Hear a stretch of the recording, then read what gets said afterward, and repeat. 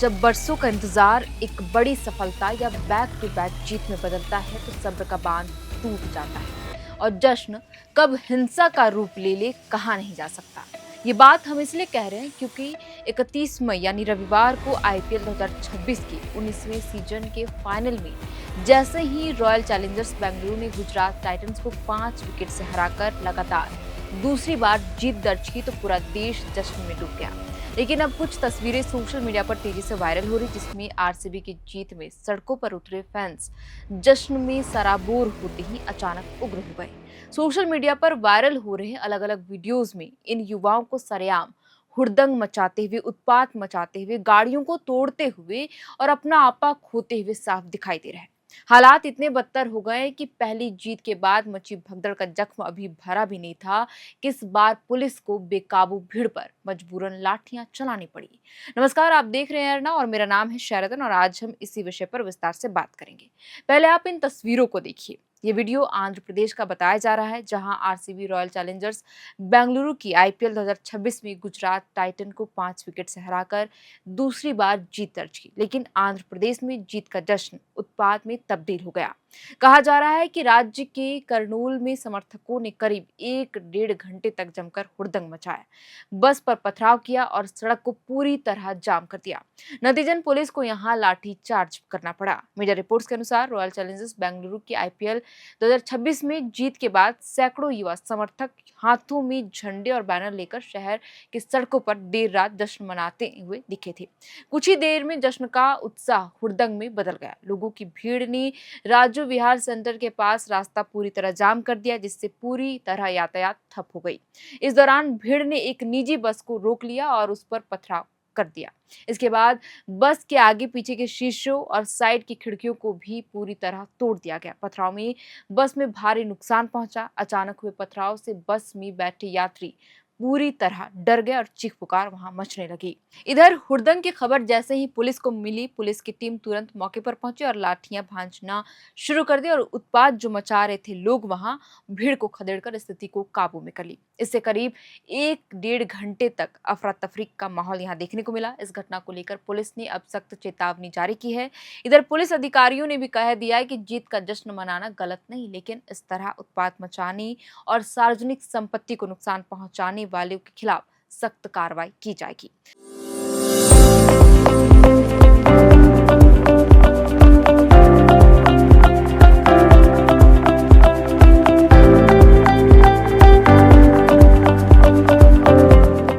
Kurnool circle inspector ने बताया कि बस पर पथराव करने वाले उपद्रवियों की पहचान के लिए इलाके में लगी सारी सीसीटीवी फुटेज को खंगाला जा रहा है और आरोपियों की पहचान कर जल्द ही उन्हें गिरफ्तार भी कर लिया जाएगा।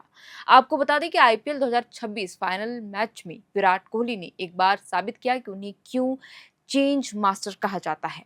कोहली ने गुजरात टाइटंस के खिलाफ 42 गेंदों पर नवादा 75 रन की शानदार पारी खेली और आरसीबी की जीत की कहानी लिख दी। किंग कोहली जब क्रीज पर उतरे थे तो उनके चेहरे पर वही आत्मविश्वास और दृढ़ता नजर आई जिसने पिछले 1.5 दशक में भारतीय क्रिकेट को अगिनता यादगार जीत दिलाई। इससे पहले आरसीबी के गेंदबाजों ने गुजरात को 155 रन पर रोक दिया था। वॉशिंगटन सुंदर के अलावा गुजरात का कोई भी बल्लेबाज अर्धशतक नहीं लगा पाए। गिल, सुदर्शन, सिंधु, बटलर थके हुए नजर आए। इस तरह आरसीबी ने 18 ओवर में ही 161 रन बनाकर 5 विकेट से फाइनल मैच अपने नाम कर लिया।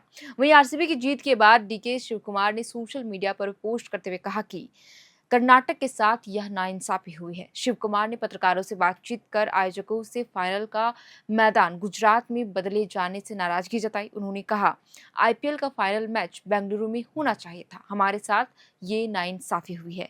राजनीति की वजह से इस दूसरे मैदान पर कराया गया। मैं इस पर ज्यादा नहीं बोलूंगा। आगे उन्होंने अपने पोस्ट पर लिखा, मैं आरसीबी के सभी फैंस और कर्नाटक सरकार की तरफ से उन्हें बधाई देता हूं। इसके बाद उन्होंने सोशल मीडिया प्लेटफॉर्म एक्स पर भी टीम को बधाई देते हुए लिखा, आरसीबी ने इतिहास रच दिया है। लगातार दूसरा आईपीएल खिताब जीतकर हिम्मत, संतुलन और सच्चे चैंपियनों के जज्बे के साथ टीम ने एक बार फिर बेंगलुरु को गर्व महसूस कराया है। बहरहाल आरसीबी के लगातार दूसरी बार जीत हासिल करने के बाद फैंस आंध्र प्रदेश में जश्न मनाते हुए उत्पात मचाते हुए दिखे, जैसा कि मैंने शुरुआत में ही आपको बताया, जिसका वीडियो अब सोशल मीडिया पर तेजी से सर्कुलेट हो रहा है और लोग अपनी अपनी प्रतिक्रियाएं भी दे रहे हैं। लेकिन इन सबों के बीच सवाल यही खड़ा होता है कि पिछले साल आरसीबी के विक्ट्री रैली में मची भगदड़ को ये जश्न मनाने वाले ये लोग भूल गए थे क्या? क्योंकि जिस तरह से सड़कों पर खुलेआम जश्न मनाने के नाम पर उत्पात मचाया जा रहा है, उससे तो यही लगता है कि इस बार भी हुड़दंग मचाते युवाओं ने उस दर्दनाक हादसे से कोई सबक नहीं लिया। बता दें कि 4 जून 2025 को आरसीबी ने आईपीएल का पहला खिताब जीता था और इस खिताबी जीत के बाद फ्रेंचाइजी ने जल्दबाजी में विक्ट्री परेड की थी। इस दौरान भगदड़ मची थी और कुल 11 मासूमों की जान चली गई थी। वहीं इस बार कहा जा रहा है कि दूसरी बार आईपीएल खिताब जीतने के बावजूद बेंगलुरु में विक्ट्री परेड नहीं निकाली जाएगी।